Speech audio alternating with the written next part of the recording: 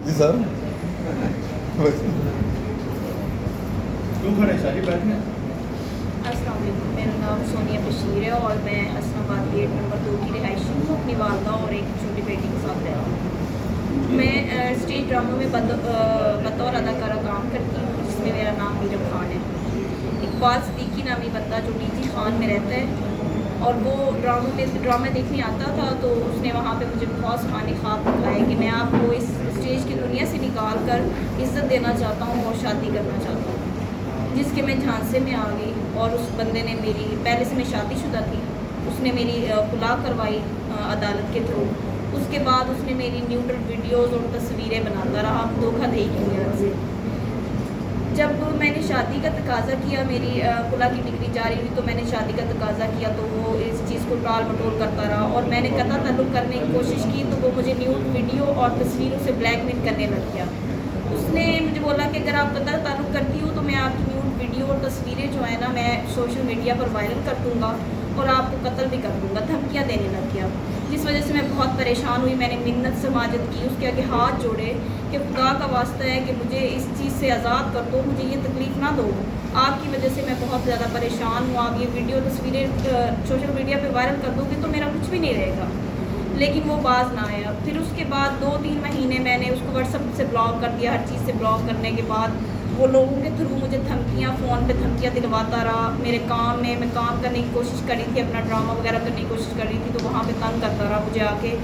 उसके बाद 2-3 महीने बाद उसने 10 तारीख 6वां महीना 2023 को शाम 7 बजे के करीब चौकुमारा वाले से मैं हसनाबाद गेट नंबर 2 की तरफ जा रही थी अपने घर की तरफ। तो वहाँ पे वो पहले से ना गाड़ी में ताक लगाए मेरी बैठा हुआ था।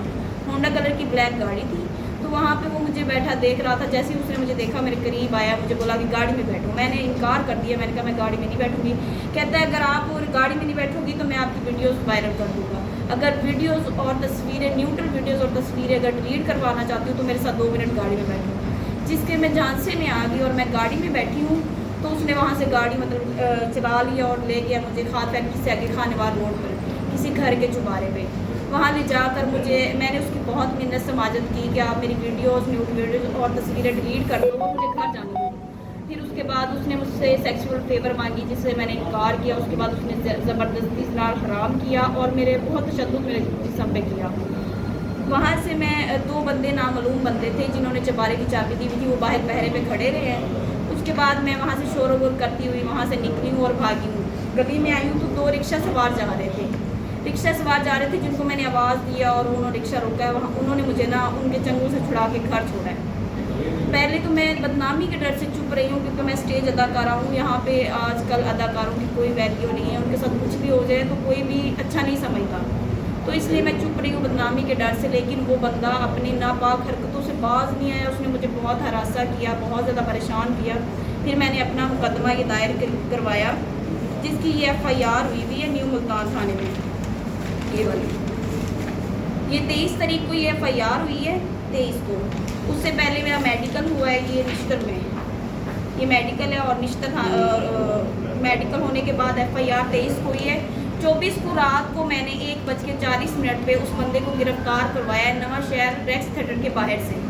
उसको करवाने के बाद अगले दिन तकरीबन अगले दिन मुझे SHO ने बुलाया है और शाम 4 बजे से लेकर रात 2 बजे तक थाने में बिठाई रखा है। मुझे फोर्स करते रहे हैं कि इस बंदे से सुलह करो, मुझे धमकियां लगाते रहे हैं। मुझे जो पुलिस अफसरान है वो बोलते रहे ये SP DSP आपका पर्चा खारिज कर देगा, आपके ऊपर उल्टा हो जाएगा। मुझे धमकी जान से मारने की दी गई कि अगर तुम सुलह नहीं करती, अकेली औरत हो, तुम्हारा कुछ भी नहीं होगा, तुम अपनी जान से जाओगी, तो इससे बेहतर है कि तुम सुलह कर लो। जब मैं सुलह के लिए राज़ी ना हुई तो उन लोगों ने फिर अगले दिन मंगल वाले दिन रात को 8 बजे उसको छोड़ने लगे थे।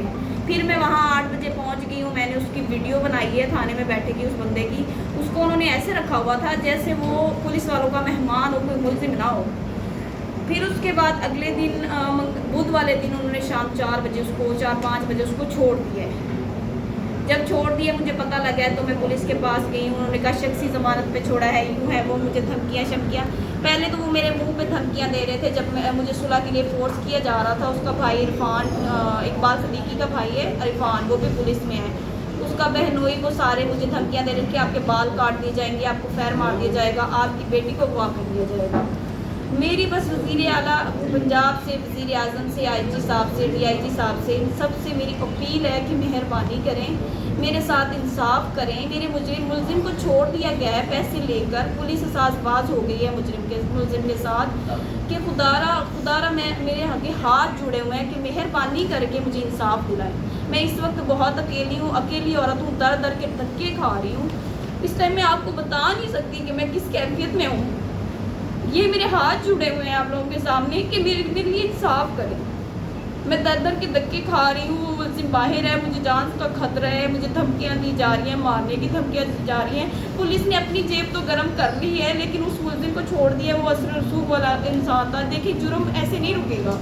अगर आप मुलजिम को, ऐसे मुलजमान को छोड़ते रहे तो जुर्म नहीं रुक सकता जब तक उसको सज़ा ना दी जाए। मैं मुद्दइया हो कि मेरे साथ ज़्यादती की गई, मेरे साथ ज़बरदस्ती की गई, मैं धक्के खा रही हूँ इंसाफ की खातिर।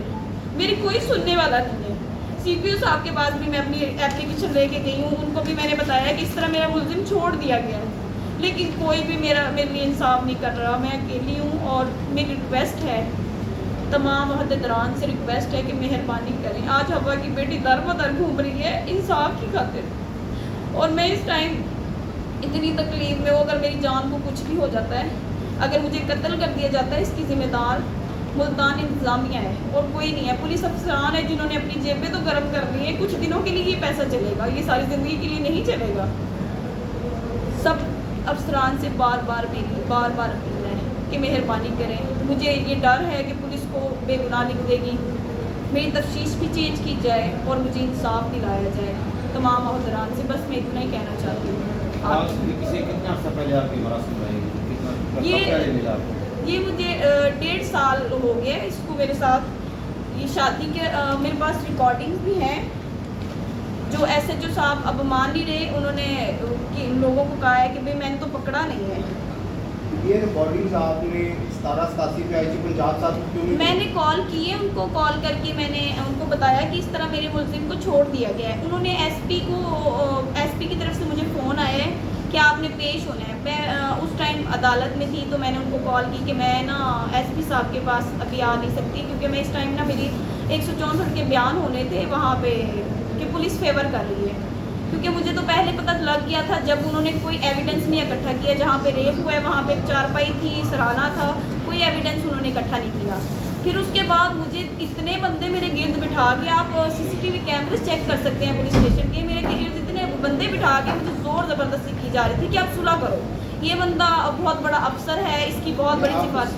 सॉरी, ये आप उसकी बात कर रहे हैं जिस टाइम आपको इन्वेस्टिगेशन के लिए बुलाया गया SP साहब के पास? नहीं, ये थाने में, न्यू मुल्तान थाने में इन्वेस्टिगेशन के लिए मुझे बुलाया गया। मैं जा नहीं सकी। उसके बाद उन्होंने कोई कॉल नहीं की। मैंने दोबारा कॉल की तो उन्होंने मुझे कोई आंसर नहीं दिया। CPO साहब के पास भी गई हूँ मैं दरख्वास्त लेके, उन्होंने बस दरख्वास्त रख ली है, कोई एक्शन नहीं लिया। आप ये देखिए, एक मुलजिम को पकड़ लिया गया है, पकड़ के उसको कैसे छोड़ा जा सकता है? FIR हुई हुई है, ये मेरे पास रिकॉर्डिंग्स है जिस दिन उसको पकड़ा है।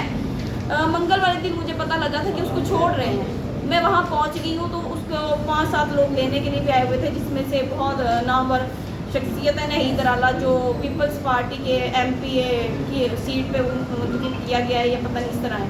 वो लोग उसको लेने आए थे। मुझे यहाँ तक बोला गया कि मूसा गिलानी का फ़ोन करवाया जा रहा है, फलाने अफसर का करवाया जा रहा है, ये आपका पर्चा खारिज हो जाएगा।